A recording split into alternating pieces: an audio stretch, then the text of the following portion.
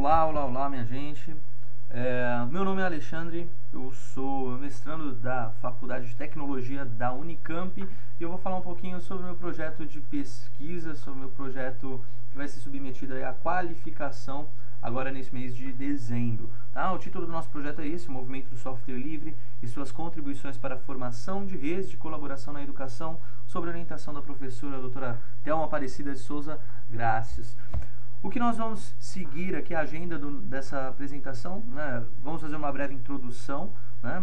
Para mostrar aí como se concebeu toda a ideia do tema central desse projeto, pesquisa bibliográfica, estudo de caso, que são aí as ferramentas metodológicas que nós utilizamos para poder responder a nossa pergunta central da pesquisa, uma breve síntese, a situação atual de pesquisa, os encaminhamentos e as referências utilizadas na apresentação. Então, para entendermos como começou tudo, né, o primeiro questionamento que surgiu antes mesmo de se ter o tema central da pesquisa foi esse: quais necessidades na área da educação estão relacionadas com aspectos em que o movimento do software livre pode auxiliar? O movimento do software livre, por ser a minha área de formação, eu sou tecnólogo em software livre, né, e é um movimento muito próximo da área de educação. Então, eu busquei também pensar um pouquinho nisso, como o software livre pode auxiliar nessa área da educação. Só que para aprofundar nessa questão foi necessário trazer algumas constatações da área de educação, que geraram alguns questionamentos prévios, né? Como o movimento do software livre pode potencializar a comunicação na educação? Esse questionamento surgiu com base nessa afirmação de Freire, onde é necessário passar de uma concepção bancária para uma concepção dialógica. O segundo questionamento: seria possível o movimento do software livre incentivar práticas colaborativas na educação, assim como ocorre em outras áreas? Né? Por que isso, práticas colaborativas? Porque Paulo Freire ele também fala sobre a necessidade dos homens se libertarem em comunhão, né? E o software livre ele incentiva outras ações em outras áreas da sociedade, né? Como a área da cultura, por exemplo, com o movimento da música livre, hoje encabeçado pelo Teatro Mágico, né? Na área jurídica, como a licença Creative Commons. Será que esse incentivo pode acontecer na educação também? Né?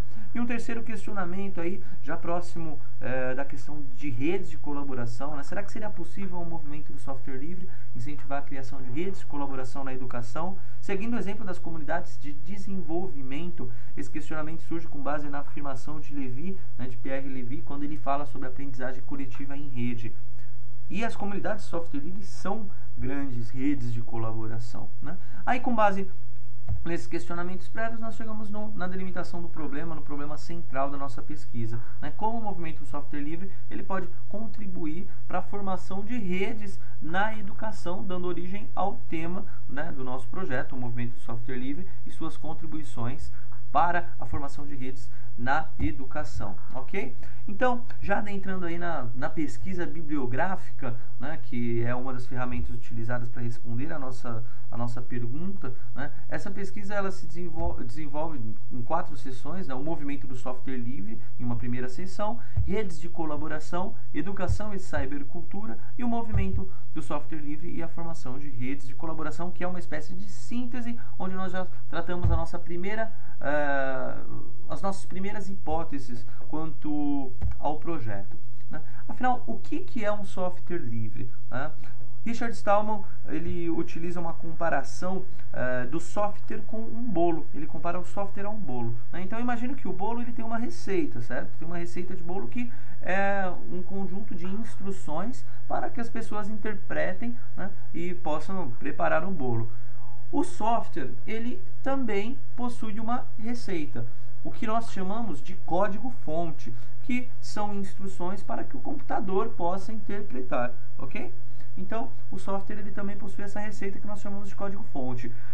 Existe uma prática muito comum entre as nossas mães, entre os cozinheiros, que é a partilha de receitas, né? Então, as pessoas elas partilham receitas de bolo, onde você pega uma receita, você pode modificar ela, alterar, colocar o seu ingrediente, né? Então, imagine se essa ação de partilhar as receitas, de trocar a receita, de melhorar as receitas, elas fossem proibidas, né? Como nos disse Silveira, né? Imagine se isso foi proibido.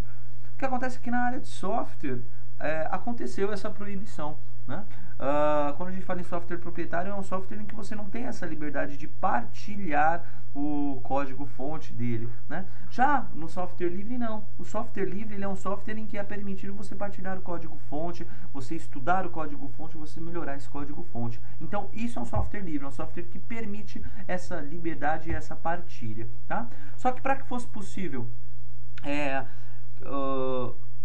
tudo isso no software livre, para dar sustentação política, foi necessário toda uma mobilização e surgir aí o que a gente chama do movimento do software livre, que é um movimento que surgiu na década de 80 como resposta ao fechamento e à exploração comercial dos softwares. Os softwares eles eram livres, só que chegou um momento em que aprisionaram. Então, como resposta a tudo isso, surgiu o movimento do software livre, encabeçado por Richard Stallman. Richard Stallman ele iniciou na década de 80 o projeto GNU, tinha como objetivo desenvolver um sistema operacional GNU, tá? E fundou a Free Software Foundation, que é uma fundação para quê? Para proteger o software livre, para incentivar o desenvolvimento de software livre. E para garantir a sustentação política do software livre, foi criada através da Free Software Foundation a licença GPL, no qual todo software licenciado pela GPL é garantido que ele sempre será livre, né? E a comunidade poderá se beneficiar dele. Outra pessoa importante aí na história do movimento do software livre é essa pessoa aí, o Linus Torvalds. O Linus Torvalds ele é o pai do Linux. Linux hoje é um dos sistemas operacionais mais utilizados no mundo. E ele é uma pessoa que ele soube utilizar muito bem os recursos da internet para poder formar essa comunidade de desenvolvimento do Linux. Como o Raymond ele afirma aqui, né, o Linux ele foi o primeiro projeto a fazer um esforço consciente e bem sucedido e a utilizar o mundo inteiro como reserva de talentos, né? Tem um aspecto que é importantíssimo, principalmente para o nosso trabalho aqui, é o ecossistema do software livre, ou seja, como que é a dinâmica das comunidades de software livre, né? O ecossistema do software livre ele tem um aspecto importantíssimo que é a colaboração. Os software livres se desenvolvem de forma colaborativa. E esse é um dos aspectos mais importantes para o nosso trabalho aqui. É uma das maiores lições que o movimento do software livre vem nos trazer, né, para a formação de redes de colaboração, né? Por quê? Porque no software livre funciona muito bem essa dinâmica da colaboração, a dinâmica da coautoria, onde desde o desenvolvedor até o usuário são chamados a serem coautores do projeto, coautores daquele produto, coautores do software, né? Então, quando se fala em ecossistema de software livre, nós falamos de um ecossistema de colaboração, onde as comunidades, onde os sistemas se desenvolvem de forma totalmente colaborativa, né? Isso não é novidade porque nas comunidades acadêmicas, nos anos 50, 60 e 70, já se praticava dessa forma, né? As pessoas elas colaboravam entre si, elas disponibilizavam códigos e aprimoravam os softwares, né? E a internet ela surgiu dentro desse contexto também. Então, o único que o software livre faz é ser fiel a isso, ok? A esses valores da internet. Para poder entender melhor o ecossistema do software livre, nós vamos utilizar aí da referência do Raymond, né, do livro A Catedral e o Bazar, onde ele faz uma análise sobre a comunidade Linux, sobre o desenvolvimento do Linux, e um segundo viés aí que seria uma análise mesmo sobre as comunidades Ubuntu e a comunidade Debian, como elas se organizam, como elas se desenvolvem. Então, o trabalho escrito ele possui maiores detalhes aí dentro dessas duas perspectivas, ok? Essas comunidades de software livre, na realidade, são grandes redes de colaboração, né? São redes de colaboração e o que acontece é que elas se potencializaram com a internet. A internet ela veio potencializar, vamos dizer assim, a formação de redes. Como o Cassius afirma aqui para nós, né, redes são formas muito antigas, porém com a internet elas ganharam vida nova, passaram a ser redes de informação. E Cassius ele apresenta 3 pontos aí que faz da internet um meio importante para que a formação de rede de colaboração se potencialize. Um ponto é que a internet ela possibilita essa comunicação de muitos para muitos, ou seja, você tem muitos receptores, muitos transmissores. Outro aspecto importante que Cassius ele frisa aí é que a internet ela transforma o modo como a gente se comunica e dessa forma ela impacta diretamente no nosso cotidiano, no nosso dia a dia, né? E um terceiro aspecto e bastante relevante também é que a internet em si ela se transforma em uma dinâmica colaborativa. Ou seja, a internet ela é uma grande rede de colaboração. Uma grande rede de colaboração que suporta dentro dela outras redes de colaboração. Só para termos alguns exemplos dessas outras redes de colaboração que surgem pela internet, nós temos a rede CoLearn, que é uma comunidade de aprendizagem onde algumas pessoas espalhadas pelo mundo se reúnem de forma virtual para desenvolver conhecimento sobre determinados softwares. O CoLearn está embaixo de uma estrutura um pouco maior chamado OpenLearn, onde existem vários projetos semelhantes. Nós temos a Wikipedia, que é uma grande rede de colaboração, hoje é a maior enciclopédia do mundo, onde ela é totalmente construída de forma colaborativa. E por último aí, nós temos a comunidade Moodle, que é uma comunidade de software livre, é um software livre, um ambiente Moodle, certo? E cresce também dentro dessa perspectiva colaborativa. É também uma rede de colaboração. É interessante perceber que essas três comunidades, essas três redes de colaboração, elas estão diretamente ligadas à área da educação. Ou seja, existe todo um impacto provocado pela cybercultura, pela essa cultura da internet hoje na educação, tá? Como que se dá esse impacto? Pierre Levy ele fala pra gente sobre inteligência coletiva. A inteligência coletiva ela é potencializada pela internet, porque a internet ela potencializa a comunicação, fazendo com que esse coletivo ele aconteça de uma forma mais eficaz, né? Isso vai de encontro também com aquilo que Paulo Freire vem falar pra gente sobre a relação dialógica. Apesar de Paulo Freire nunca falar sobre a internet, né, nesse livro, Na Pedagogia da Autonomia, ele fala sobre a relação dialógica e a importância do diálogo entre educador e educando. A internet ela surge também potencializando essa comunicação entre educador e educando. Sem contar que se olharmos aí as literaturas que falam sobre o comportamento do professor quando se fala de EAD, na utilização de ambientes virtuais de aprendizagem, o professor ele deixa de ter aquela postura narrativa, né, transmissora de conhecimento, e passa a ter uma postura de mediador, de facilitador do conhecimento. O que vai de encontro com aquilo que a gente chama também de aprendizagem aberta, que é uma aprendizagem que se desenvolve, vamos dizer assim, em meio ao caos que é a internet. Né? Já falando nesse caos, né, a internet, como se organizar em meio a esse caos que a internet, essa quantidade de informação que é a internet, né? Os ambientes virtuais de aprendizagem, eles surgem como uma possibilidade também para a educação, né? Por quê? Porque ele congrega ali dentro de um único espaço, de um único ambiente, diferentes ferramentas de comunicação e diferentes ferramentas pedagógicas. Então, o ambiente virtual de aprendizagem ele surge como uma possibilidade interessante, né, na educação também, para a educação, tá? Partindo aí já para a última sessão da nossa pesquisa bibliográfica, né? Já formulando aí as nossas primeiras hipóteses, como o movimento do software livre pode contribuir para a formação de redes de colaboração na educação é a nossa questão central. E para poder começar a buscar uma resposta para isso, nós acreditamos que uma hipótese importante dessa contribuição do movimento do software livre para formação de redes é o que? É a construção de um ambiente virtual através do Moodle. O Moodle ele é um software livre e é possível através dele, nós acreditamos que é possível através dele construir um ambiente virtual de partilha, ou seja, um local onde as pessoas possam se encontrar virtualmente e fazer ali as construções coletivas, né? Então, essa é uma das hipóteses em que o movimento do software livre pode colaborar com a educação. E a segunda diz mais respeito ao ecossistema do software livre. As comunidades de software livre funcionam e funcionam bem. Então, nós acreditamos que fornecendo um modelo de rede de colaboração baseado nas comunidades de software livre é uma das formas aí com que o software livre pode auxiliar também essa formação de redes de colaboração na área da educação, ok?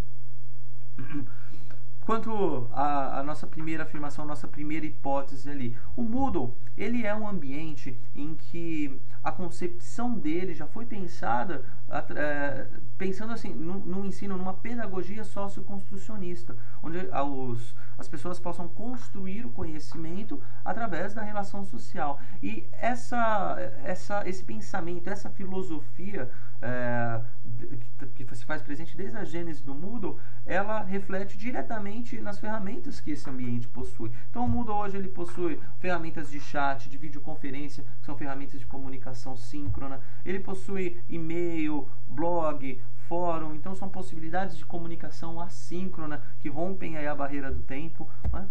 Ele possui as ferramentas Wiki, que são ferramentas de construção colaborativa de textos, né? Assim como outras ferramentas de avaliação, relatórios e uma infinidade aí de módulos que são disponíveis também, que são construídos aí diariamente por pessoas ao redor do mundo e disponibilizados para a rede no melhor estilo software livre de ser, né? E o segundo viés aí, né, que nós acreditamos que o movimento do software livre pode colaborar para essas redes de colaboração é fornecendo um modelo de rede de colaboração, né? Então nós temos aqui esse mapa. Esse mapa ele foi construído baseado em algumas afirmações que o Raymond faz no livro Catedral e o Bazar e também através de uma análise feita nas comunidades Ubuntu e Debian. Então foi levantado alguns aspectos que acreditam ser muito importantes para quê? Para a formação de uma rede de colaboração na educação. E esses aspectos eles foram retirados desse mundo do software livre, né? Aqui nós categorizamos em três sessões, vamos dizer assim, esses aspectos, né? Um primeiro quanto à criação, que seriam os aspectos que devem ser pensados pelos idealizadores da rede desde o princípio, né? Uma segunda sessão que diz respeito à manutenção, como se dá a manutenção da rede para que ela persista, para que é uma rede que ela não acabe depois de um tempo, né? E participação, que diz mais respeito assim, às atitudes individualmente que eu tenho que tomar para me beneficiar da rede. Então, quando a gente fala em criação, tem aspectos como coerção, coordenação sem coerção, a questão da acessibilidade, heterogeneidade, planejamento, compromisso, são aspectos em que o idealizador da rede, né, ele tem que pensar, né, é importante ele pensar para que a rede dê certo, né. Quanto à manutenção, aspectos como valorização dos participantes, entusiasmo, exploração das tecnologias de informação e comunicação, atualizações constantes, exposição de problemas, é necessária essa transparência nos problemas, contribuição social é um aspecto que vai incentivar os participantes, reconhecimento de boas ideias, coautoria, né, diz respeito a pontos para a manutenção da rede, né? E para eu me beneficiar da rede é importante que eu exponha as minhas práticas pedagógicas sem medo, em que eu possa partilhar os meus problemas sem medo, né? Então, aqui são alguns aspectos desse modelo inicial da rede de colaboração, né?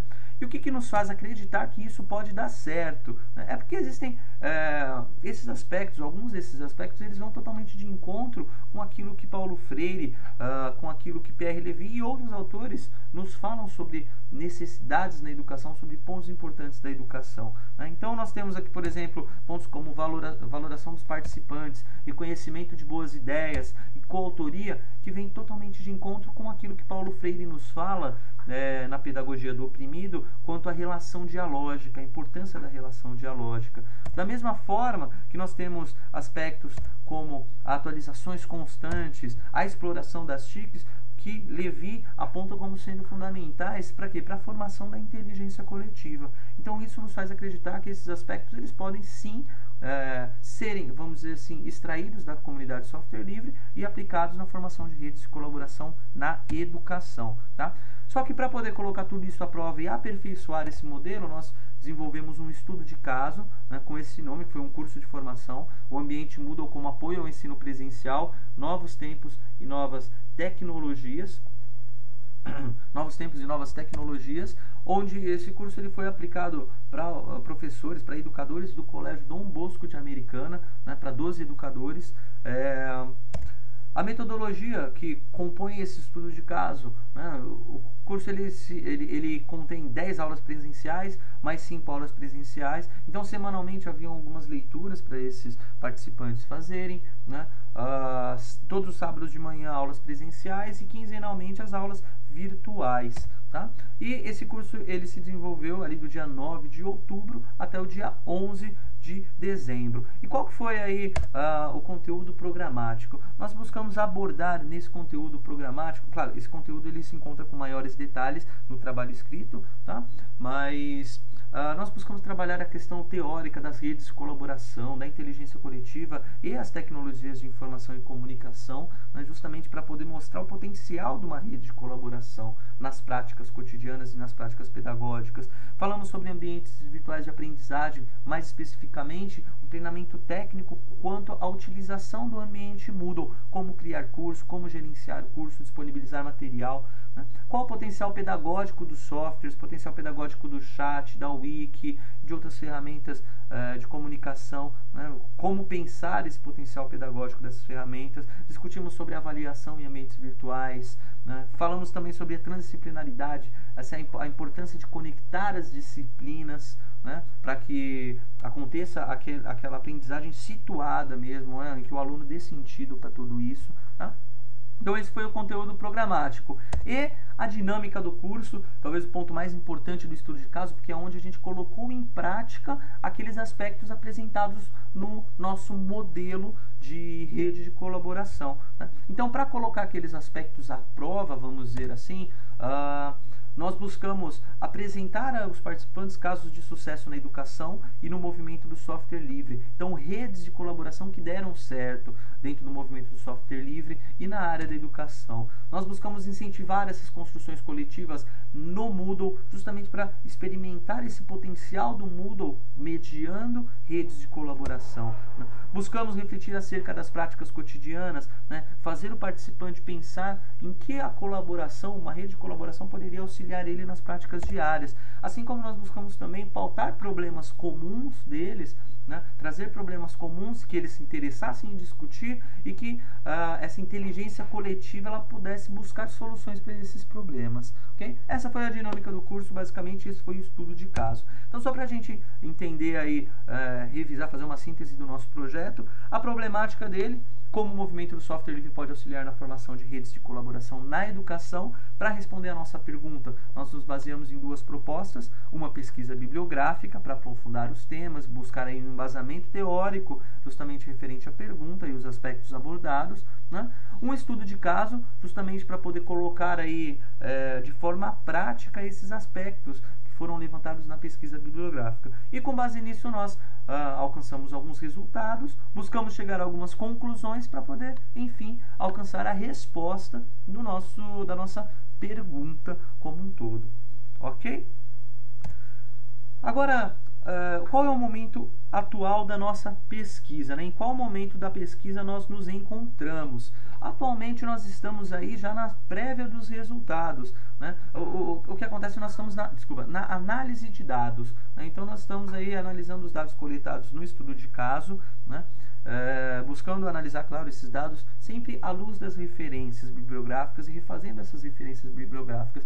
Mas gostaria de apontar aqui um aspecto muito importante, né, que se deu logo no início ali do estudo de caso. No início do estudo de caso, quando a gente começou a apresentar situações reais, comunidades que deram certo, né, os professores, os participantes do curso, eles começaram a se questionar: por que não podemos ter uma rede de colaboração aqui em nosso colégio, né? Assim como eles se questionaram também, né, de o que podemos fazer para levar este curso aos outros professores. Então começou a surgir esse desejo de colaborar, esse desejo de multiplicar, né? E com base nessas constatações aí logo iniciais do estudo de caso, logo nas primeiras aulas, nós levamos à diretoria uma proposta de elaboração de uma rede de colaboração, tá? E a diretoria recebeu essa proposta, achou interessante mesmo e deu todo o aval para os professores trabalharem no desenvolvimento de uma rede de colaboração, né? Então nós conversamos com os professores, eles toparam fazer o desenho dessa rede de colaboração, né, utilizando o ambiente Moodle como mediador dessa rede de colaboração. E ao longo do curso, em paralelo, foi desenvolvido aí todo um trabalho, né, de elaboração de uma rede de colaboração, de uma proposta de rede de colaboração, e esse trabalho ele vai se estender aí até o mês de janeiro, fevereiro, né, onde busca ali próximo a janeiro já fazer o lançamento dessa rede, que vai beneficiar todos os colaboradores do colégio. Então esse foi um ganho aí muito importante dessa iniciativa, que foi até além daquilo que a gente esperava, né, para a rede de colaboração. E é interessante que agora os aspectos que nós apresentamos, que nós utilizamos no estudo de caso, né, referentes ao modelo de rede de colaboração desenvolvido com base no movimento do software livre, esses aspectos nós trouxemos para os professores, certo? Para os professores, para os participantes do curso, eles olharem e colocarem esses aspectos em práticas também nessa rede de colaboração que eles estão bolando ali para o colégio.